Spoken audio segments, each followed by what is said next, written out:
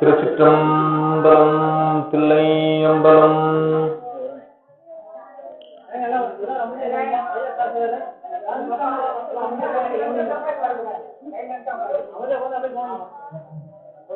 தென்னாடுடைய சிவனே போற்றி, எந்நாட்டவர்க்கும் இறைவா போற்றி, ஏகம்பத்துரையந்தாய் போற்றி, பாகம் பன்னுரு ஆனாய் போற்றி, காவாய் கனகத்திரளே போற்றி, கையிலை மலையானே போற்றி போற்றி, அருள் தரும் சிவகாமி அம்மை உணவுரை அருள்மிகு கைலாயநாதப் பெருமான் திருவடிகள் போற்றி போற்றி, அருள் தரும் சௌந்தரநாயகி அம்மை உணவை அருள்மிகு வாகீசப் பெருமான் திருவடிகள் போற்றி போற்றி. தெளிவு குருவின் திருமேனி காண்டல், தெளிவு குருவின் திருநாமம் செப்பல், தெளிவு குருவின் திருவார்த்தை கேட்டல், தெளிவு குருகுரு சிந்திச்சல் தானே. அருட்குருநாதர் சோமசுந்தரநாயகர் திருவடிகள் போற்றி போற்றி, அருட்குருநாதர் மறைமலை அடிகள் திருவடிகள் போற்றி போற்றி, அருட்குருநாதர் அழகரடிகள் திருவடிகள் போற்றி போற்றி, அருட்குருநாதர் ஆடலரசு ஐயா திருவடிகள் போற்றி போற்றி, அருட்குருநாதர் ஒளியரசு ஐயா திருவடிகள் போற்றி போற்றி. குருவாதி வந்த சிவத்தை வணங்கி குவளையும் போற்றும் அடியா பெருமக்களுடைய திருவடி தாமரைகளை வணங்கி அருள் தரும் சௌந்தரநாயகி அம்மை உடனுரை அருள்மிகு வாகீஸ்வர பெருமானுடைய திருக்கோயிலிலே சிவராத்திரி விழாவிலே சிவபெருமானுடைய அடியார்களுக்கு அவருடைய பெருமையையும் சிந்திக்கக்கூடிய நல்லதொரு வாய்ப்பினை இறையருளும் குருவருளும் திருவருளும் நமக்கு அருளி இருக்கின்றது. அவ்வகையிலே இன்றைய இந்த காலத்திலே சிவபெருமானை பற்றிய சில சிந்தனைகளை உங்களோடு பகிர்ந்து கொள்வதில் பெருமகிழ்ச்சியும் பேருவகையும் அடைகின்றோம். இறைவனுடைய திருவருட் கருணை வேறு யாரிடத்தும் இல்லாத பெரும் சிறப்புடையது. சிவபெருமான் கருணை கடலாக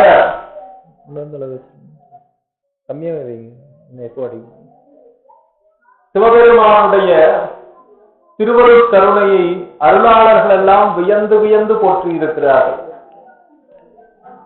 சிவபெருமானை அவர் ஏதோ அழிக்கும் கடவுள் என்று சொல்லப்படுகின்ற நிலையிலே சிறிதளவும் பொருள் இல்லை. அவர் பெரும் கருணை கடல்.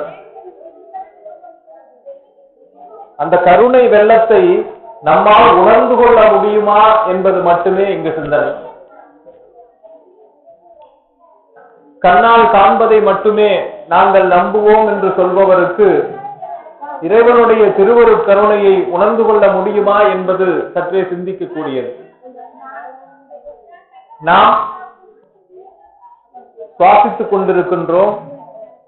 ஆனால் அந்த சுவாசிக்கக்கூடிய காற்றை நம்முடைய கண்ணால் நாம் காண்பதில்லை. ஏன் இன்னும் சொல்ல போனால் நாம் இந்த கண் கொண்டுதான் இந்த உலகத்தையே பார்க்கின்றோம். ஆனால் அந்த கண்ணை நம்மால் பார்க்க முடியுமா என்றால் பார்க்க முடியாது. அதனால் கண்ணை நான் பார்க்கவில்லை, எனக்கு கண் இல்லை என்று யாராவது சொன்னால் அவனை நாம் முட்டாள் என்றுதான் சொல்வோம். அதை போலத்தான் இறைவனுடைய திருவருட் கருணையை உணர்ந்து கொள்ள இயலாதவர்களுடைய நிலையும்.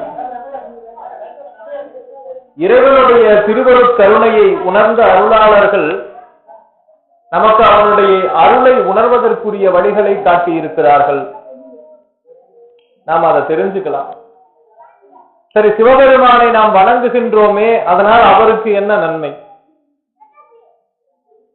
பல பேரும் என்ன நினைக்கிறோம்னா, நாம போய் சாமி கும்பிடுறதுனாலதான் சாமியே இருக்கிறான்னு நினைச்சுக்கிறாங்க.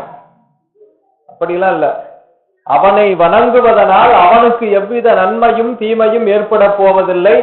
அவனை வணங்குவதால் நமக்குத்தான் நன்மை கிடைக்கும். இதுதான் பட்டினத்தார் நமக்கு சொல்றார். ஒரு அழகான பாடல்ல சொல்லுவார், பொன் படைத்தோர்க்கு பொன்னால் பிரயோசனம் உண்டு, பொன் படைத்தோன் தன்னால் பிரயோசனம் பொன்னுக்கு அங்கு ஏது உண்டு. இத்தன்மையே போல் உன்னால் பிரயோசனம் வேணதெல்லாம் உண்டு, உழைப்பணியும் என்னால் பிரயோஜனம் ஏதுண்டு கட்சி ஏகம்பனே. சிவபெருமானை போய் நாம் வணங்குவதனால் அவருக்கு ஒன்றும் பெருமை இல்லை. யார் வணங்கினாலும் வணங்காவிட்டாலும் அவர் சிவபெருமான் தான்.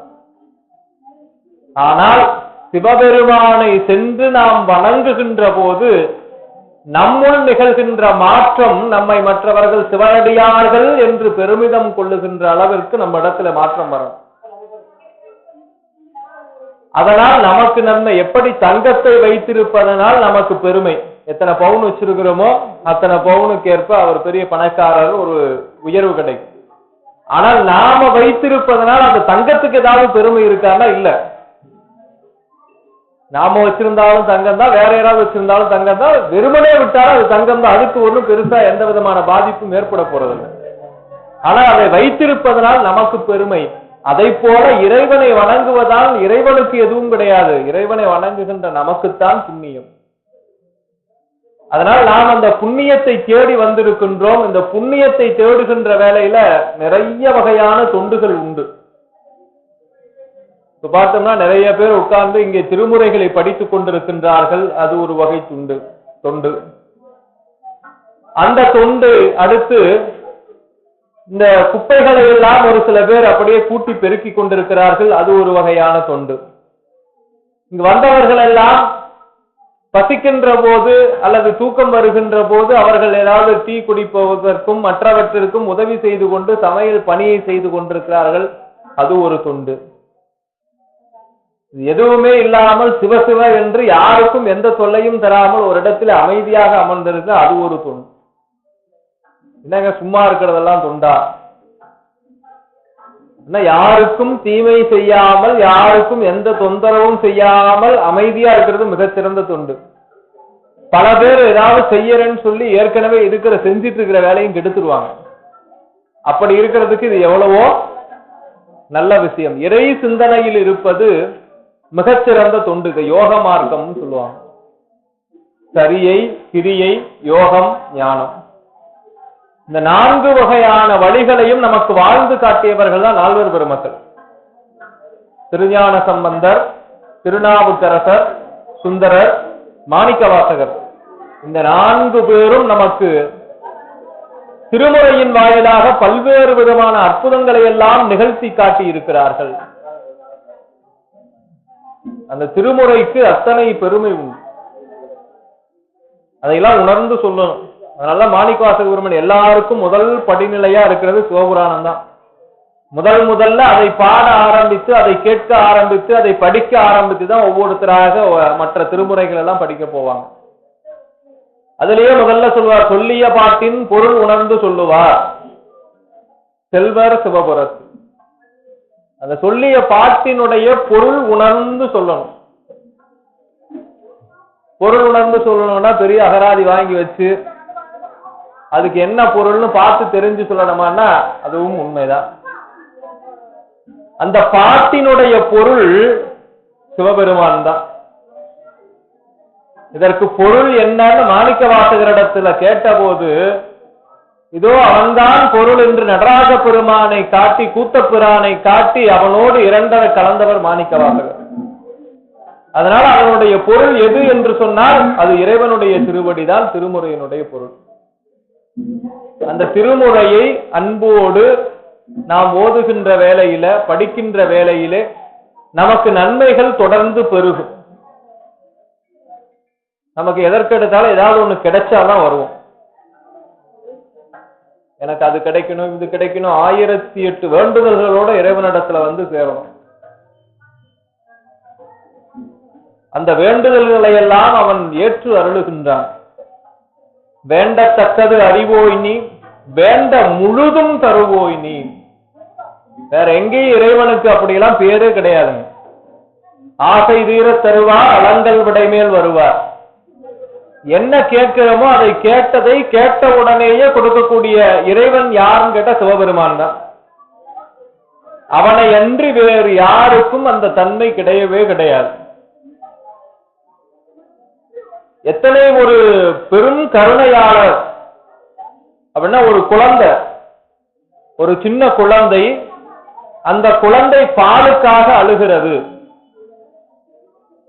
பாலுக்காக அந்த குழந்தை அழுத உடனேயே சிவபெருமான் என்ன செய்கின்றாராம்? பால் கடலையே அனுப்புகின்றார். ஒரு குழந்தை எவ்வளவு பால் குடிக்கும்? 1 டம்ளர் குடிக்கும். இல்ல என்ன மாதிரி கொஞ்சம் பெரிய உருவமா இருந்தா 2 டம்ளர் குடிக்கும், 3 டம்ளர் குடிக்கும். ஆனா என்ன செய்கிறான்? இறைவன் பால் கடலையே அனுப்புகிறான். அப்போ ஒரு குழந்தை பாலுக்கு அழுதால் அவன் பெருங்கருணையாளனாக இருக்கின்ற சிவபெருமான் பால் கடலையே அனுப்புகின்றான். சேந்தனார் திருப்புல்லாண்டுல சொல்றார், பாலுக்கு பாலகன் வேண்டி அழுதிட பார்க்கடல் இந்த பிரான். இந்த பார்க்கடலையே சிவபெருமான் அனுப்புகின்றார். யாருக்கு? உபமன்யு முனிவருக்கு. உபமன்யு முனிவர் யார்? புலிக்கால் முனிவருடைய பிள்ளை. சிதம்பரம் முதலான திருத்தலங்கள்ல போய் பார்த்தீங்கன்னா நடராஜ பெருமானுடைய திருவுருவத்திற்கு முன்னாக, அந்த சந்நிதிக்கு முன்னால 2 முனிவர்கள் இருப்பாங்க. ஒருத்தருக்கு மனித உடம்பு இருக்கும், பாதிக்கு மேல பாம்பு உருவம் இருக்கும். அப்படியே பாம்பு உடல், மனித உடல்ல பாதி, மீதி காலெல்லாம் பாம்பு. இன்னொருத்தருக்கு அப்படியே முழுக்க மனித உடலோடு இருப்பார், கால் மட்டும் புலியினுடைய கால் போல நல்ல நகம் இருக்கக்கூடிய புலிக்கால். அவருக்கு புலிக்கால் முனிவர் பேர், வியாகரபாதர் வடமொழியில. இவர் பதஞ்சலி முனிவர், பாம்பு மாதிரி இருக்கிறவர் பதஞ்சலி. இந்த 2 பேருடைய சிலையும் அங்க இருக்கும் தில்லையில். எதற்காக இவர்களை அங்கே வைத்திருக்கிறார்கள்? இவங்க 2 பேரும் இறைவனிடத்துல வேண்டி தன்னுடைய உருவத்தை மாற்றிக்கொண்டவர்கள். இறைவனிடத்துல கேட்டா கேட்டது கிடைக்கும், அப்படி உருவத்தை எல்லாம் மாற்றி இருக்கிறார்கள். பெரிய புராணத்துல சேக்கிழார் சொல்லும் பொழுது, வேண்டுமாறு விருப்புறும் வேடத்தர், அவங்க என்ன கேட்டாலும் கிடைக்கும். காரைக்கால் அம்மையார்னு ஒரு அம்மா இருந்தாங்க, அவங்கள பத்தி எல்லாம் நமக்கு தெரியாது. நமக்கு வேற பல பேரை பற்றி தெரியுமே ஒழிய நம்முடைய திருமுறைகளை அருளிய ஆசிரியர்களுடைய வரலாறும் 63 நாயன்மார்களுடைய வரலாறும் நமக்கு பல பேருக்கு தெரியாது. அதையெல்லாம் தெரிந்து கொள்ள வேண்டும். அதான் இறைவன் மேல் உண்மையான அன்பு ஏற்படும். இப்ப நாமெல்லாம் வைத்திருக்கிறது உண்மை அன்பா அப்படின்னு நினைச்சோம்னா பல பேர் உண்மையான அன்போட இருப்பாங்க, அதை வெளிக்காட்ட தெரியாது. ஆனா பல பேர் பாதி போலி அன்பு தான் வச்சிருக்கும். அவர்கள் வாழ்ந்த வரலாற்றை நினைத்து பார்த்தோம்னா அவங்க இருந்ததுல கோடியில 1 பங்கு கூட நாம இல்ல அப்படிங்கிறது நமக்கு தெரியும். அந்த அருளாளர்களுடைய வாழ்க்கையை நாம் தொடர்ந்து அந்த நாயன்மார்களுடைய வாழ்க்கை வரலாறு படிக்க படிக்க அவர்களெல்லாம் இறைவனுக்கு எப்படி தொண்டு செய்திருக்கிறார்கள், எத்தனை பெரும் தொண்டெல்லாம் சாதாரணமாக செய்திருக்கிறார்கள். ஆனா நம்ம சாதாரணமா செய்த ஒரு சிறு விஷயத்தையே ரொம்ப பெருசா நினைப்போம். அதாவது ஆணவம் இல்லாமல் இருக்கிறதா? சிவபெருமானுடைய அடியவர்னா ஆணவம் இருக்கக்கூடாது. ஆணவம் இருந்தா சிவபெருமானை வணங்க தகுதி இல்லைன்னு அர்த்தம்.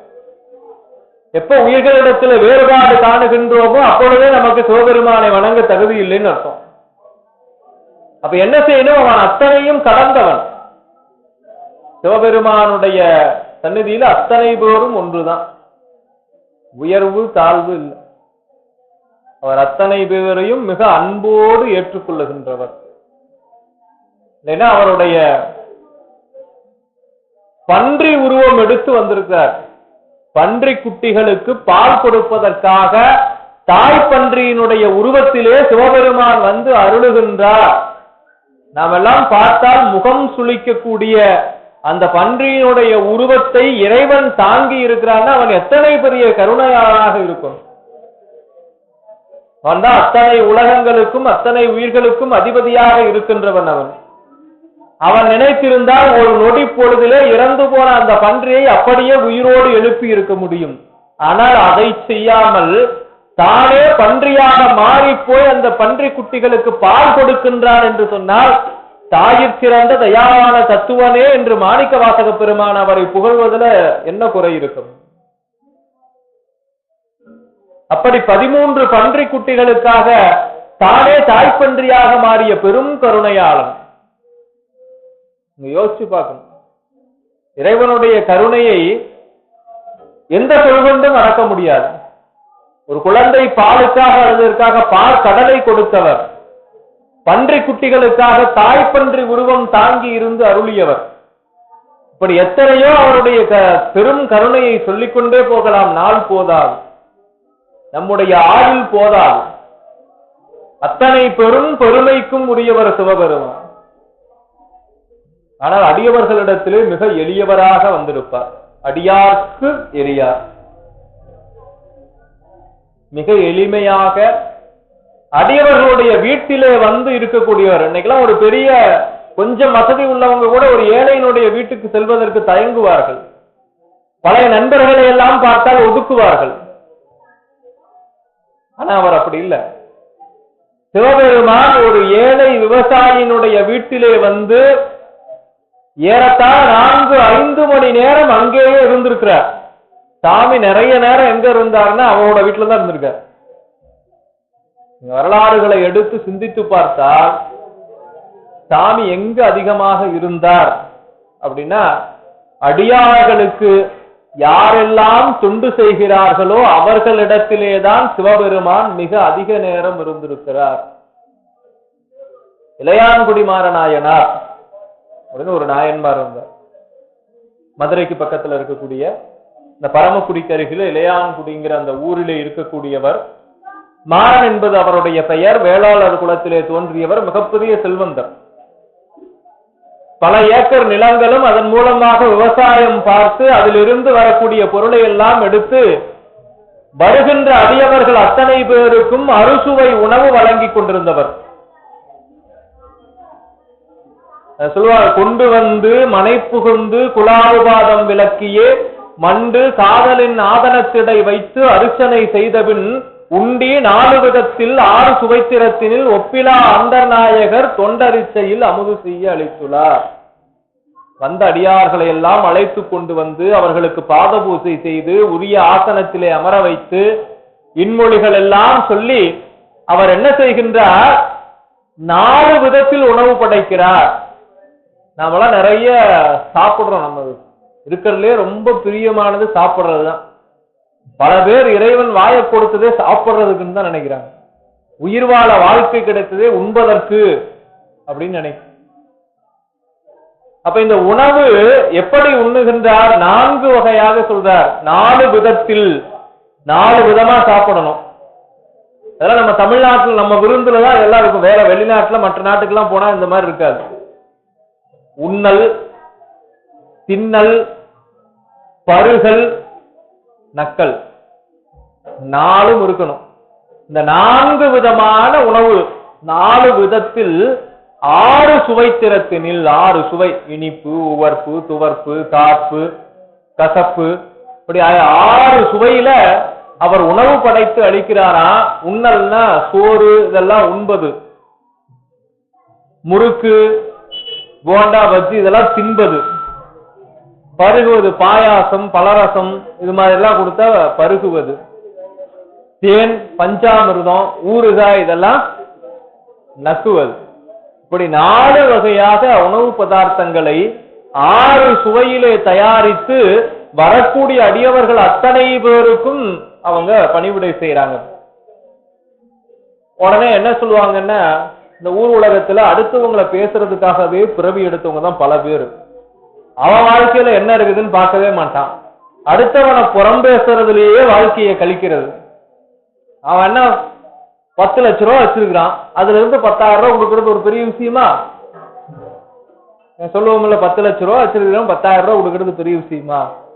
அப்ப இளையான்குடி மாறநாயனரை பார்த்து கேட்கிறாங்க, அவர் என்னங்க பெரிய செல்வந்தர், ஏகப்பட்ட ஏக்கர் வயல், அதுல இருந்து கொஞ்சோண்டு நெல்லை எடுத்து சாப்பாடு ஆகி போறத போய் பெரிய விஷயமா சொல்றீங்க அப்படின்னு சொன்னாங்க.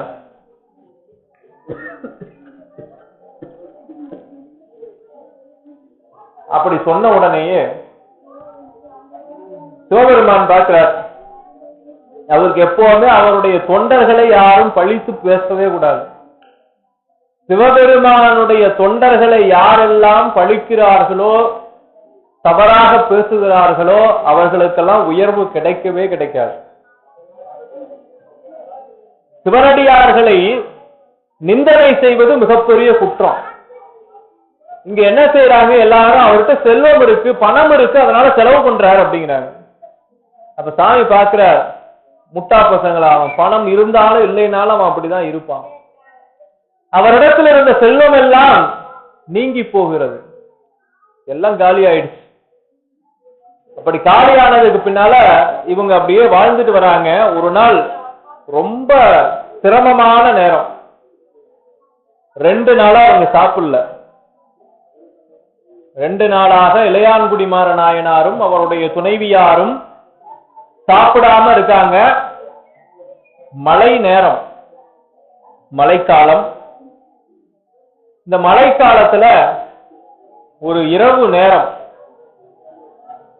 இந்த இரவு நேரத்துல சிவபெருமான் ஒரு அடியவர் கோலத்துல வரார் இளையான்குடிமார நாயனாருடைய வீட்டுக்கு. இளையான்குடிமார நாயனாருடைய வீட்டுக்கு வருகிறார். இரவு ஒரு 11:30 மணி இருக்கும். வந்து கதவை தட்டுறார். கதவை தட்டினோடனே இவர் வந்து திறந்து பார்க்கிறார். 2 நாளா சாப்பிடல, ஒரே சோர்வா இருக்கிறார்.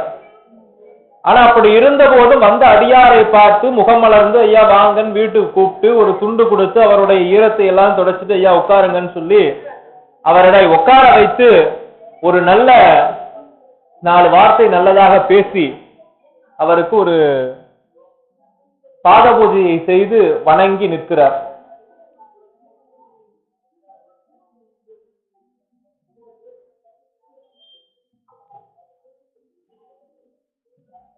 வணங்கிய பின்னால் அப்படியே எழுந்திருச்சு மனைவியை போய் கூப்பிட்டு, நம்ம என்ன செய்யறது, அடியார் பசியோடு இருக்கிறார், அவருக்கு நம்ம எப்படியாவது அமுது படைக்கணும், உணவு கொடுக்கணும், என்ன செய்யறது அப்படின்னு போய் கேட்கிறார். ஏன்னா இதெல்லாம் பெண்கள் செய்ய வேண்டிய பணி. உணவு சமைப்பது, பரிமாறுவது, இதெல்லாம் பெண்களுக்கு உரிய பணி. இதுல என்னதான் பெரிய ஆளா இருந்தாலும் அங்க போய் நின்று கேட்டு அவங்க மனசு வச்சாதான் ஒருத்தரை உபசரிக்க முடியும். அந்த அம்மையாரிடத்துல போய் கேட்கிறார், சகோதரர் தீரவே பசித்தார், என்ன செய்வது, அவர் ரொம்ப பசியோட வந்திருக்காரு, என்னமா பண்ணலாம். உடனே அந்த அம்மா சொல்றாங்க, ஏற்கனவே 2 நாளா சாப்பிடல, நம்ம வீட்டுல இப்படி ஒரு நிலைமை வந்ததுன்னு வச்சுக்கோங்க, இதெல்லாம் வர வேணாம். ஒரு சீரியல் பார்த்துட்டு இருக்கும்போது யாராவது சொந்தக்காரங்க வரட்டும், நைட்டு 8:30 மணி 9 மணிக்கு வீடு என்ன ரணகலமாகும்.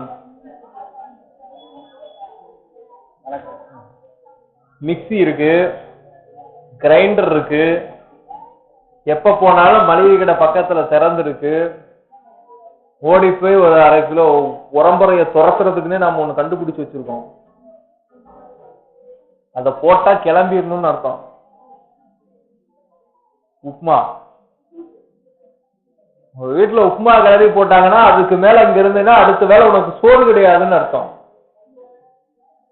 முதல் நாள் பழமொழில சொல்லுவாங்க, முதல் நாள் வாழை இலையில, தலவாழை இலையில விருந்து, 2வது நாள் தைய இலையில விருந்து, 3வது நாள் கையில இருந்து, அதுக்கு மேல அவ்வளவுதான் கிளம்பிடணும். அதனால விருந்தும் மருந்தும் 3 நாள் தான். வந்தாங்கன்னா என்ன நிலைமை ஆவாங்க, அவனை கடிச்சு கொதறி. ஆனா இங்க 11:30 மணிக்கு வராரு, மிக்சி கிடையாது, கிரைண்டர் கிடையாது, பக்கத்துல கடை கிடையாது, எதுவுமே கிடையாது.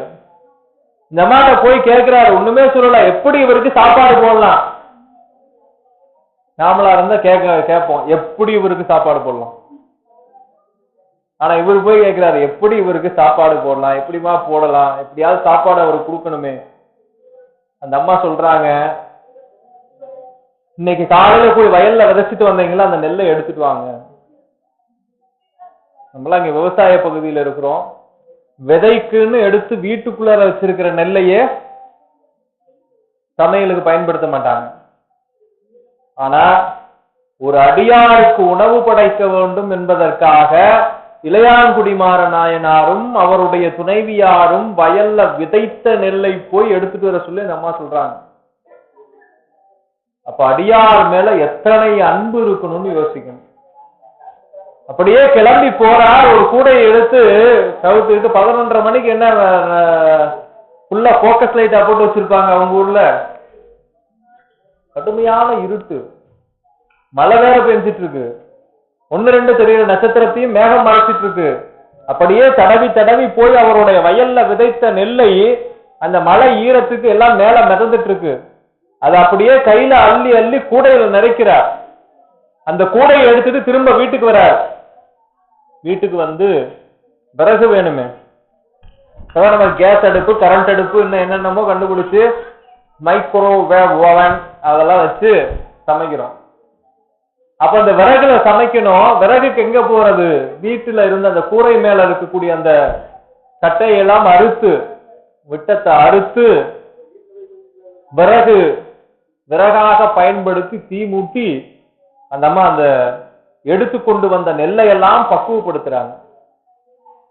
அதையெல்லாம் கழுவி சுத்தம் பண்ணி வறுத்து குத்தி அரிசியாக்கி சமைச்சு, வெறும் சாப்பாட்டை போட்டா எப்படி சாப்பிடுறது? கூட ஏதாவது கொடுக்கணுமே. போய் நம்ம இதுல கீரை இருக்கு, போய் நம்ம தோட்டத்துல இருக்கிற கீரையெல்லாம் பறிச்சுட்டு வாங்கன்னு சொல்லி போய் அப்படியே அந்த கீரையெல்லாம் பறித்து எடுத்துட்டு வர்றாரு. நைட்டு எப்போ அரிசி எடுக்க போனதே 11:30 மணிக்கு நெல் எடுக்க போனது. அப்ப இது எத்தனை மணி நேரம் ஆயிருக்குன்னு யோசிச்சு பாருங்க. அதற்கு பின்னால் அந்த கீரையை பறித்து கொண்டு வர இந்த அம்மா கைப்பக்குவத்துல கீரை சட்னி, கீரை துவையல், கீரையிலேயே ரசம், கீரை குழம்பு, கீரை பொரியல், கீரை கூட்டு எல்லாம் பண்றாங்க. இது எல்லாத்தையும் செய்து வச்சுட்டு இவ்வளவு நேரம் அடியாராக வந்த சிவபெருமான் எங்க இருக்கிறார்? இவங்க எல்லாம் சமையல் கட்டுல இத்தனை வேலையும் பண்ணிட்டு இருக்கிறார். அவர் அந்த பக்கம் தாழ்வாரத்துல படுத்து தூங்கிட்டு இருக்கிறார். எப்போ 11:30 மணிக்கு வந்ததுல இருந்து இது அத்தனையும் போய் நெல்லை போய் தேடி எடுத்துட்டு வயலுக்கு போய் நெல் எடுத்துட்டு வந்து அதை சமைச்சு சோறாக்கி திரும்ப கீரையை பறிச்சுட்டு வந்து அதுல இருந்து கீரை பொரியல், கூட்டு, குழம்பு எல்லாம் வச்சு ரெடி பண்ணி கணவனும் மனைவியுமா போய் சிவபெருமான் அங்க அடியார் வேடத்துல வந்த சிவபெருமான்னு அவங்களுக்கு தெரியாது. அந்த அடியாராக வந்த சிவபெருமான் இடத்துல போய் அவரை போய் எழுப்புறாங்க. ஐயா, அமுது தயாராயிடுச்சு, உணவு தயாராயிடுச்சு, நீங்க சாப்பிடுங்கன்னு சொல்லி எழுப்புறாங்க. எழுப்புனா சிவபெருமான் அங்கே சோதி வடிவமாக தோன்றுகின்றார். அப்ப இறைவன் அவ்வளவு நேரம், அதிக நேரம் எங்க இருந்தாருன்னா அவர் வீட்டுலதான் இருந்திருக்கார். இத போய் சமைச்சு கொண்டு வர வரைக்கும் அங்கேயே இருந்து அதற்கு அடுத்து அவர்கள் எழுப்பிய உடனே சோதி வடிவமாக தோன்றுகின்றார். இவங்க அப்படியே திகச்சு போய் நிக்கிறாங்க. நம்ம திடீர்னு சாமி இங்க ஜோதி வடிவமாக தோன்றினான்னு வச்சுக்கோங்க, நாமெல்லாம் இங்க இருப்போம்னு நினைக்கிறீங்க? ஆஹா, சிவபெருமான் நாம் செய்த புண்ணியத்திற்காக சோதி வடிவமாக இங்கே காட்சி கொடுக்கிறார் அப்படின்னு நினைப்போமா? நினைக்க மாட்டோம். என்ன பண்ணுவோம்? ஐயோ நெருப்பு, ஓடி போயிடுவோம். அப்ப சிவபெருமான் என்ன செய்கின்றார்? அந்த கருணையே வடிவமாக இங்க உட்கார்ந்து இருக்கிறார். ஒரு பெரிய பால் பண்ணையினுடைய தலைவர் ஒருத்தர் இருந்தார். அவர் ஒரு நாள் போய் ஆபீஸ்ல போய் உட்கார்ந்து இருக்கிறார். அப்ப வீட்டுக்காரம்மா போன் பண்றாங்க. வீட்டுக்காரம்மா எப்படி பேசுவாங்கன்னு தெரியும். போன் பண்ண உடனே, குழந்தைக்கு பால் இல்ல. என்னையா நீங்களாம் பால் பண்ண வச்சு கிழிச்ச, குழந்தைக்கு பால் இல்ல அப்படின்னு அந்த அம்மா பிடிச்சு நல்லா சரமாரியா திட்டி விட்டாங்க. மேலதிகாரியை திட்டினா என்ன ஆகும்? அவர் உடனே கீழே இருக்கிறவங்களை கூப்பிட்டு எல்லாத்தையும் திட்ட, அவங்க உடனே என்ன பண்ணாங்க? பால் வண்டி எடுத்துட்டு கிளம்பிட்டாங்க. பெரிய லாரி. பால் எப்படி வரும்?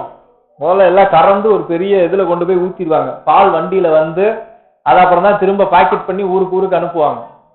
நேரா பால் வண்டி எடுத்துட்டு வந்துட்டாங்க. லாரி எடுத்துட்டு வந்து அதுல ஒரு டியூப் இருக்கும். நேரா அந்த டியூப் எடுத்துட்டு போய் குழந்தை வாயில வச்சு இங்க இருந்து அப்படியே அந்த வால்வை திருப்பி விட்டா என்ன ஆகும்? அவ்வளவுதான், அதோட பால். அப்ப குழந்தைக்கு பால் கொடுக்கணும்னா என்ன பண்ணணும்? அந்த லாரியோட எடுத்துட்டு போன பால்ல அத ஒரு அண்டால பிடிச்சு திரும்ப அதுல இருந்து ஒரு குண்டா எடுத்து அந்த பாலை காய்ச்சி ஒரு டம்ளர்ல ஊத்தி, டம்ளர்ல இருந்து சங்குல ஊத்தி அதுக்கப்புறம் குழந்தைக்கு கொடுக்கணும். நேரா கொடுத்தா அப்ப என்ன செய்யணும்? அதுதான் இறைவன் இங்க அருவுருவ திருமேனியாக தன்னுடைய பேரொளி வடிவத்தை எல்லாம் சுருக்கி கொண்டு மிக சிறியவராக, சிறிய திருமேனியாக நாம் எல்லாம் வழிபாடு செய்வதற்காக மிக அழகாக அருவுருவ திருமேனியாக, சிவலிங்க திருமேனியாக சிவபெருமான் இருக்கிறார். அப்படி திடீர்னு அந்த சோதி வடிவமாக சிவபெருமான் தோன்றியவுடனேயே அவர்கள் அடியார்கள் திகைத்து நிற்க, இறைவன் விடைமேல் உமையம்மையோடு தோன்றுகின்றார். நந்தி மேல இங்க இருக்கக்கூடிய திருவுருவமாக அம்மையும் அப்பனுமாக இறைவன் தோன்றி இளையான்குடி மாறநாயனாருக்கு அருள் செய்கின்றார். எப்படி அருள் செய்கிறார்னா, நமக்கெல்லாம் தெரியும் காசுக்கு யாரு அதிபதி? குபேரன். குபேர பூஜை, லட்சுமி பூஜை எல்லாம் பண்ணுவோம். அந்த குபேரன் இடத்துல இறைவன் ஆணையிடுகிறார். இளையான்குடி மாறநாயனார் முன்னாடி அவரும் அவருடைய துணைவியாரும் அங்க அமர்ந்திருக்க, அவங்க முன்னால குபேரன் கைகட்டி நிற்பான். அப்ப எத்தனை பெரிய செல்வத்திற்கு தலைவனாக இருக்கின்ற குபேரன் இளையான்குடி மாறநாயனார் இடத்துல கைகட்டி நின்று, அவர் யாரை பார்த்து அவர் வீட்டுக்கு போய் செல்வம் கொடுன்னா அதை உடனே தட்டோட எடுத்துட்டு ஓடி போய் அவங்க வீட்டுல வச்சிருவாங்க. அப்ப அடியார்களுக்கு அன்னம்பாளிப்பு செய்தல், அடியார்களுக்கு ஒரு தொண்டு செய்தல்னா அத்தனை பெரும் சிறப்புடையது. அதனாலதான் நம்ம கோயில்ல எல்லாம் அன்னதானம் செய்தல் அப்படிங்கிற அந்த வழக்கத்தை கொண்டு வந்திருக்கோம். அதனால எப்போ பார்த்தாலும் அன்னதானம் மட்டுமே செய்துகிட்டே இருக்கக்கூடாது. அதை விட உயர்ந்த ஒரு தானம் இருக்குன்னா ஞான தானம். ஞான நூல்களை ஓதுதலும் ஓதுவித்தலும் மிகப்பெரிய வேள்விக்கு நிகரானது. திருமுறைகளை எல்லாம் நாம் அடுத்தவர்களுக்கு சொல்லிக் கொடுப்பதும், நாம் படிப்பதை கேட்க வைப்பது, இதெல்லாம் பெரும் புண்ணியத்திற்குரிய செயல்கள். அது எப்படி உடலுக்கும் உயிருக்கும் நன்மை தருவதோ அதை போல இந்த ஞான வேள்வியானது நமக்கு உயிருக்கு நன்மை தருவது.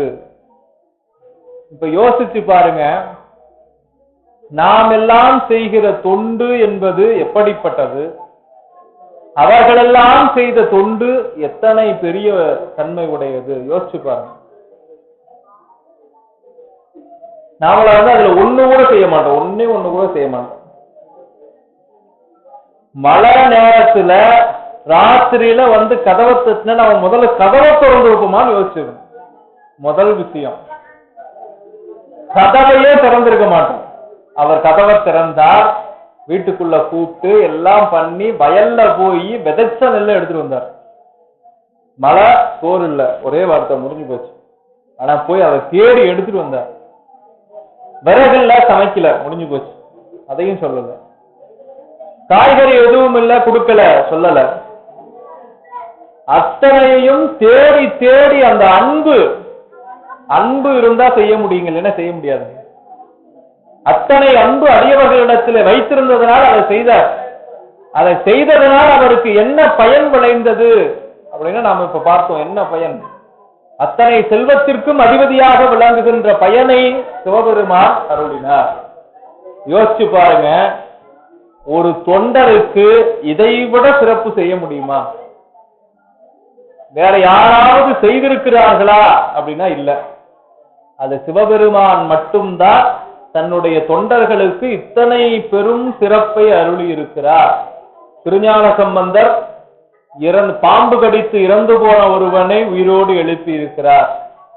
எலும்பும் சாம்பலுமாக இருந்த ஒரு பெண்ணினுடைய எலும்பையும் சாம்பலையும் வைத்துக் கொண்டு அந்த பெண்ணை மீண்டும் உருவாக்கி இருக்கிறார். திருநாவுக்கரசு பெருமான் பாம்பு கடித்து இறந்து போன ஒரு சிறுவனை மீண்டும் உயிரோடு எழுப்பி இருக்கிறார். சுந்தரமூர்த்தி நாயனார் இங்க நம்ம அவிநாசியில முதலை உண்ட ஒரு பையனை மீண்டும் முதலை வாயிலிருந்து 3 ஆண்டு கால வளர்ச்சியோடு எடுத்திருக்கிறார். இது அத்தனையும் செய்தது திருமுறை. நமக்கு 12 திருமுறைகள் இருக்கு. சைவ சமயத்தை சார்ந்தவர்களுக்கு தோத்திர நூலாக 12 திருமுறை இருக்கு. அந்த திருமுறைகளை நாம் அன்போடு படிக்க படிக்க இது போன்ற அற்புதங்கள் நம்முடைய வாழ்க்கையில் நடக்கும். அன்போடு படிக்கணும், நம்பிக்கை வேணும். இவங்கெல்லாம் இறைவனை முழுமையாக நம்பினார்கள். மாணிக்கவாசகர் சொல்லுவார், எங்களிலும் ஞாயிறு எமக்கேலோர் எம்பாவாய், சூரியன் எந்த திசையில் உதித்தால் எனக்கு என்ன அப்படின்னு சொல்லுவார். அந்த இறைவன் இருக்கின்ற அந்த அன்பை, அருளை உணர்ந்தவர்களுக்கு எது எப்படி போனாலும் கவலை இல்லை. அந்த உண்மையான நம்பிக்கை வேணும். நமக்கெல்லாம் இந்த சைவ சித்தாந்தம்ங்கிற ஒரு நூலை அருளியவர், சைவ சித்தாந்தத்துல 14 சாத்திர நூல்கள் இருக்கு. அதுல முதல் நிலையாக சிவஞான போதம். அந்த சிவஞான போதத்தை அருளியவர் மெய்கண்டார். நமக்கு திருஞான சம்பந்தருடைய வரலாறு நிறைய பேருக்கு தெரியாது. 3 வயதிலேயே இறைவனால் ஆட்கொள்ளப்பட்டு உமையம்மையால் ஞானப்பால் வழங்கப்பட்டு தோளுடைய செவியன்னு இறைவனை நினைந்து பதிகம் பாடிய பெருமை உடையவர் திருஞான சம்பந்தர். அவர் காட்டித்தான் இறைவன் இப்படி இருப்பார்னு பலருக்கும் தெரியும். அப்படி முதற் குருவாக விளங்குகின்ற திருஞான சம்பந்தர் 3 வயதிலே ஞானத்தை அடைந்தார். அந்த திருஞான சம்பந்தருடைய திருப்பதிகத்தை பாடி பிறந்த குழந்தை மெய்கண்டார் 2 வயதிலேயே ஞானத்தை பெற்றார். மெய்கண்டாருடைய தந்தை அச்சுதக்கலப்பால். அவர் திருவெண்காட்டுக்கு போக சொல்லி அவருடைய குருநாதர் சொல்றார், நீண்ட காலமாக பிள்ளை பேரு இல்லை அவருக்கு. அவருடைய குருநாதர் சகலாகம பண்டிதர். அவர் சொல்றார், நீ போய் திருவெண்காட்டுல முக்குள நீர் ஆடிவா. அந்த திருஞான சம்பந்தர் தேவாரத்துல இருக்கும், பேயடையா பிரிவெய்தும் பிள்ளையினோடு உள்ள நினைவு ஆகினவே வரம் பெறுவர் ஐயுற வேண்டார் ஒன்றும் வேயனதோல் உமைபங்கன் வெண்காட்டு முக்குள நீர் தோய்வினையார் அவர் தம்மை தோயாவாம் தீவினையே. இந்த பாட்டுல சொல்றார், பிள்ளையினோடு உள்ள நினைவு ஆகினவே வரம் பெறுவர். பிள்ளை பேரு வேணுமா, திருவெண்காடு போய் முக்குள நீராடி அங்க இருக்கக்கூடிய வெண்காட்டு பெருமானை தரிசனம் செய்து வந்தா பிள்ளை பேரு கிடைக்கும். இதை போய் கயிறு சாட்சி பார்த்து கொடுக்கிறார்.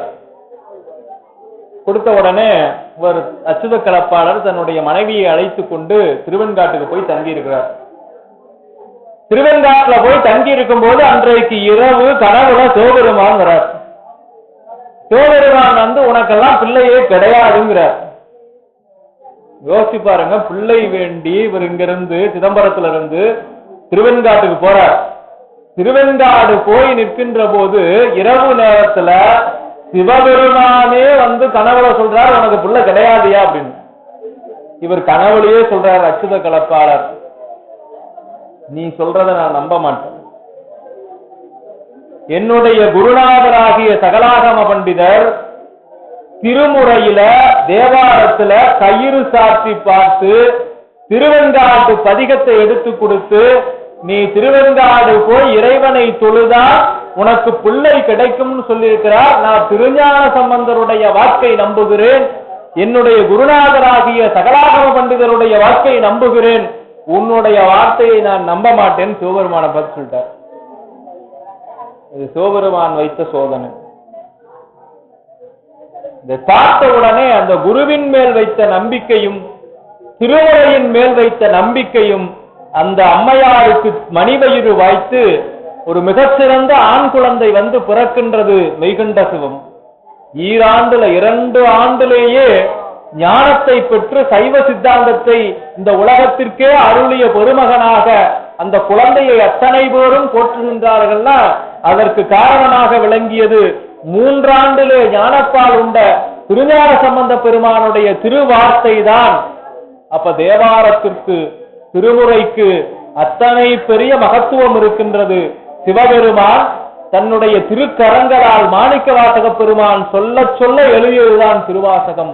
அப்படிப்பட்ட பெருமை உடைய திருமுறையையும் ஓதி திருமுறை ஆசிரியர்களை எல்லாம் 27 ஆசிரியர்கள், அதிலே சிவபெருமானே ஒரு புலவராக இருந்து ஒரு ஆசிரியராக இருந்து அடியார்களுக்காக மடல் எழுதி கொடுத்திருக்கிறார், கடிதம் எழுதி கொடுக்கிறார். பானபத்திரருக்காக சேரமான் பெருமாள் நாயனாருக்கு முதலாக சிவபெருமான் கடிதம் எழுதி கொடுக்க அதை வாங்கி கொண்டு போறார். திருமுக பாசுரம் என்று 11ஆம் திருமுறையிலே முதல் நிலையிலே வைத்து போற்றக்கூடியது சிவபெருமானே தன் கைப்பட எழுதியது, அவரே மொழிந்தது. அத்தகைய பெருமை உடைய திருமுறையை நாமும் ஓதுவோம். திருமுறையின் வழியாக இறைவனுடைய திருவருளை பெறுவோம். இப்பொழுதிலிருந்து திருமுறைகளை தொடர்ந்து ஓதுங்கள், இறைவனை நாள்தோறும் வந்து வழிபடுங்கள். அவனுடைய பெரும் கருணை நமக்கு நம்முடைய வாழ்வை இன்னும் மேலும் மேலும் உயர்த்தும் என்று சொல்லி நல்லதொரு வாய்ப்பிற்கு நன்றி கூறி நிறைவு செய்கின்றேன்.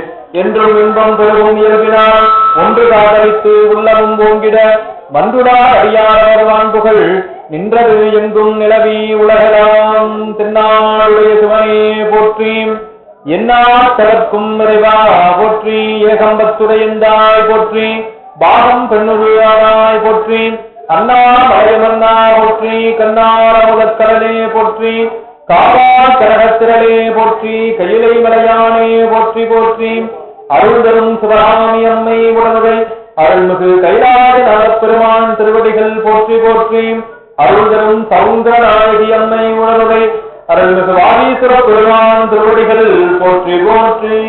திருச்சிற்றம்பலம்.